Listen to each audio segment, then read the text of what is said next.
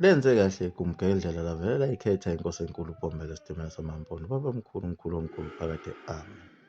Lisazoqhubeka nayo igumgedlela indaba yayo ipolitiki lena ngoba phela kuseyiyo lena ebelikhuluma ngayo phela impi yaseSandlwana.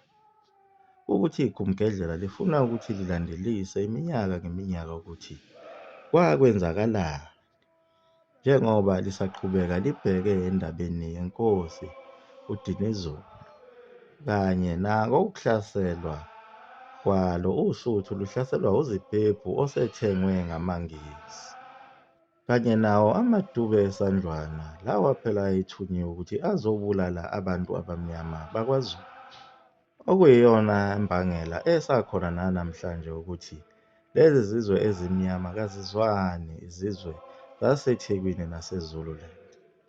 Ngenxa yawo amathongo nemphefumulo yobabamkhulu ababekhona kulezi zimpi zaseSandlwana bayavuka phela bakhona lapha egazini lethu.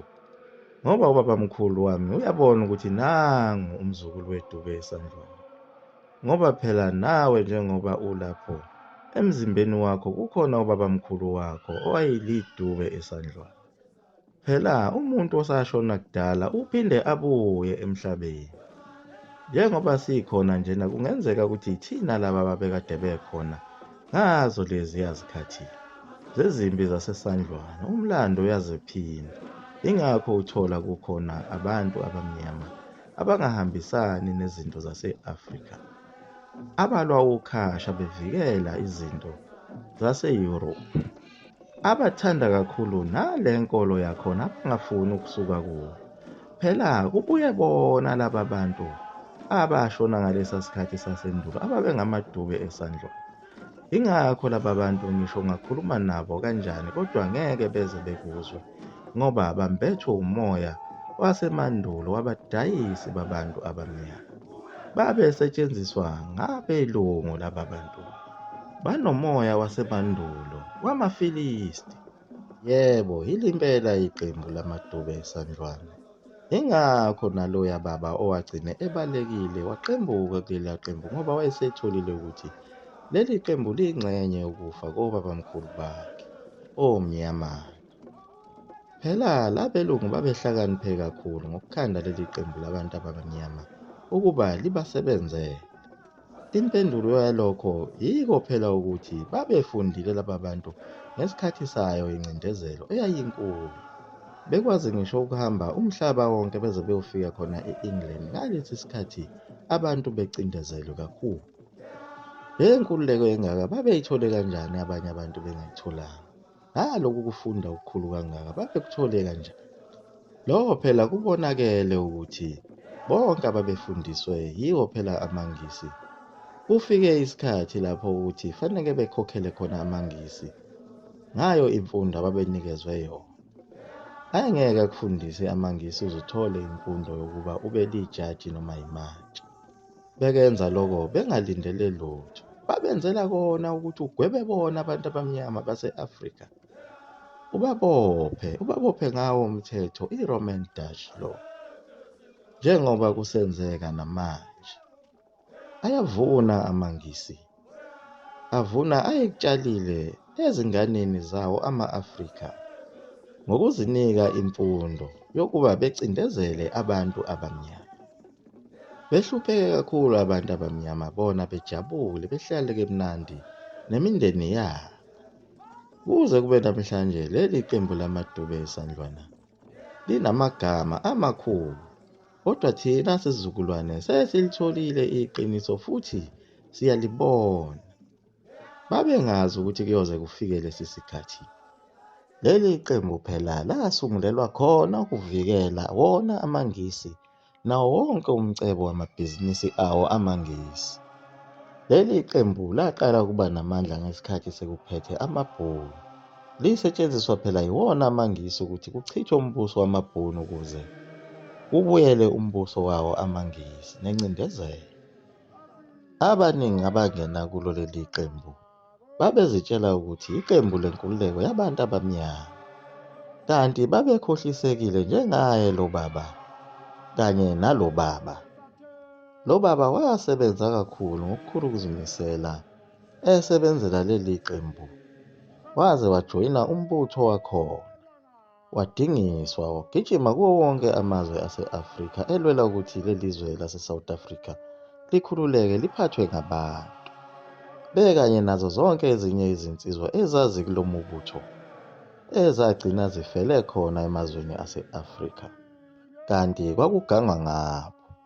Kwathi uma sebebuyile labo okuyibona abasindayo, kwazanywa amaqhinga amakhulu okuthi bebulawe bonke, ukuze bengalitholi leli qiniso ukuthi njengoba kade begijima emazweni angaphandle bekugangwa ngabo basebenzela amaNgisi. Nebala laphumelela lelo qhinga labo, kodwa kwaba khona eminye imithonjana esalayo njengaye lo baba abazama kaningi ukumbulala esanda kubuya khona lena phela emazweni, kodwa behluleka. Bagcine sebezama ukubheca ngamakhulu amacala, kodwa nalapho behluleka. Baphinde futhi bazama ukumdlisa uphoyizeni, nalapho bahluleka. Baphinde bazama ukumbopha ejele, nalapho futhi bahlulekile.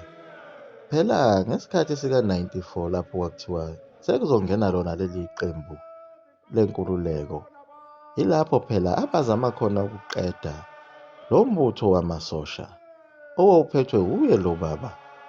Leyo mzamo yabo yephumelela ngoba phela bonke ababesindile ababeyingxenye yalo mbutho bahlupheka kakhulu e-South Africa, babulawa indlala, abanye bagcwala emajele. Phela laba babesembuthweni babesetshenziswa njengamafosholo. Abantu okufanele bedle izithelo yibo phela laba abafundileyo ababevele bengamazimtiti befundiswe yiwo phela amaNgisi. Yiwo amadube esandlwane okwakufanele ukuthi ehlale edle kamnandi, odwa ephalamende. Uma ungafuni ukuba idube esandlwane, ungafuni ukuba umdayisi, uzobulawa indlala. Yiyo phela lento eyenze ukuthi phezu kweminyaka eminingi kangaka kwangena leli qembu singazange siyithole le nkululeko esasikade sithi siyayifuna kanye nomhlaba. Ekungeneni kwaleli qembu yilapho khona kwaqina khona nolimi lwesiNgisi ukuba lisetshenziswe.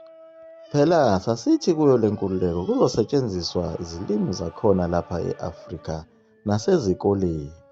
Manje izingane zabantu abamnyama zizithola zisenkingeni yokuthi kufanele ziqale ziqonde kahle ulimi lwesilungu ngaphambi kokuba ziqonde isifundo. Ingenye yezimpendulo leyo yokuthi akukaze kulandwe ngisho wona amathambo awo lo mbutho womkhonto wesizwe abafela emazweni angaphandle. Ubufakazi obuphelele lobokuba kwakuganga ngalo leli qembu lalamasosha, njengoba agcine esehamba eyozicelela kuNkulunkulu ngalesi sikhathi phela amasosha omkhonto ehlushwa izipoki zalamasosha afela ngaphandle, ekhala ngokuthi awalandiwe, amanye adliwa zingwenya, izimpisi emahlathini. Lawa afayo athuma lawa amasosha aphilayo ukuthi ake nisiyele kuNkulunkulu niyosicelela ukuba phela asilandwe nathi sibuyele emakithi ezweni lase-South Africa. Kodwa yona le nhlangano ayinendaba nabo bonke labantu abasebenza kanzima kangaka, abanye basekhona namanje emajele. Isosha elaba nenhlanhla uyena uMoses Mabhida, okuthiwa uyena wagcina elandiwe amathambo akhe. Kodwa agcwele amadube esandlwana laphayana ephalamende ngaphansi kwalo leli qembu athule awasho lutho ngamaqhawe ayilwela inkululeko. Lisazolibuye liyichaze kahle iGumgedlela mase kufike isikhathi ukuthi nje belisacasulwe yileli gunqela, kanti belisazogcina lifikile kule ndawo. Naleli gunqela futhi liyacasula ngoba yilo leli lithumele leli gunqela, futhi leli gunqela akulona elalapha ezweni. Alinayo inhlungu yawo wonke usizi esabhekana nalo kuleli zwe kusukela empini zemfecane. Iyaguqa lapha eGumgedlela, umzulu amafutha omkofu phakade. Amen.